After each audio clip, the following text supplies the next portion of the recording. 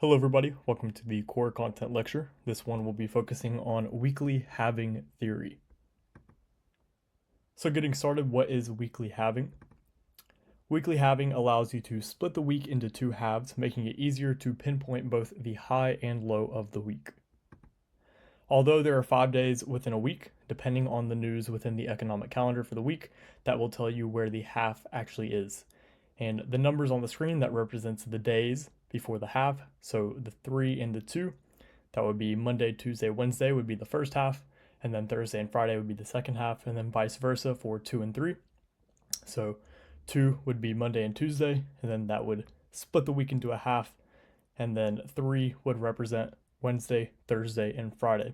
And this will make a little bit more sense later on. And the logic behind why this works is the high and low of the week rarely form within the same half.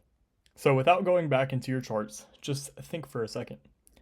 When have you ever seen both the high and low of the week form on a Monday or Tuesday? Or both the high or low of the week form on the same day? It almost never happens. The high and low of the week are spread between the week, and if you split the week into a half, like I said, you can easily pinpoint both the high and low of the week. All right, hypothetical.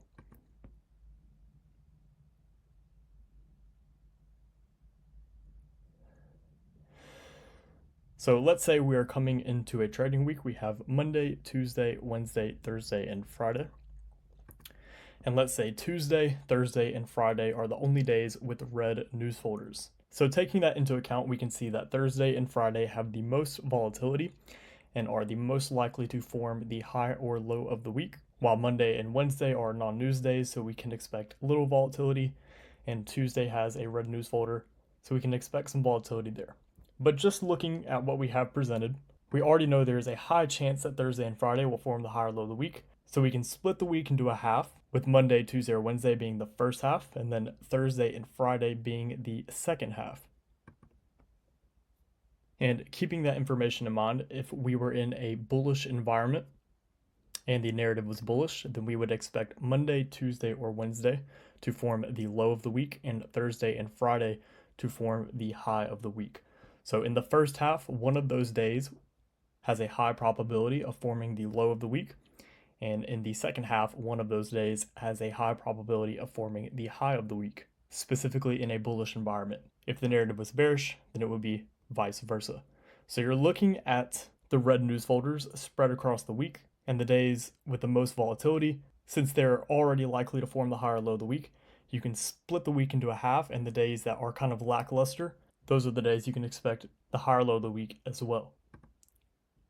So now changing the script, let's say that Monday and Tuesday had the most volatility, while Wednesday, Thursday, and Friday were sort of lackluster.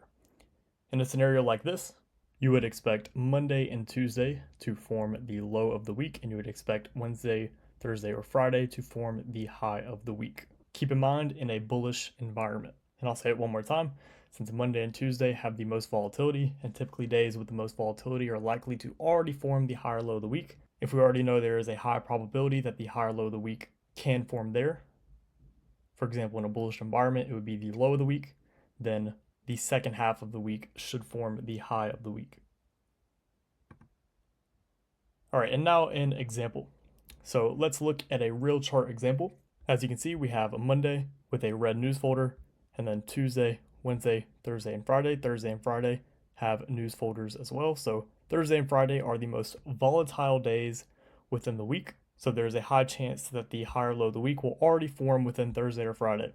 So we can split the week into a half, being Wednesday, Tuesday, and Monday being the first half, while Thursday and Friday are the second half. So keeping that bullish environment in mind, we would like to see Monday, Tuesday, or Wednesday form the low of the week, and then Thursday and Friday form the high of the week.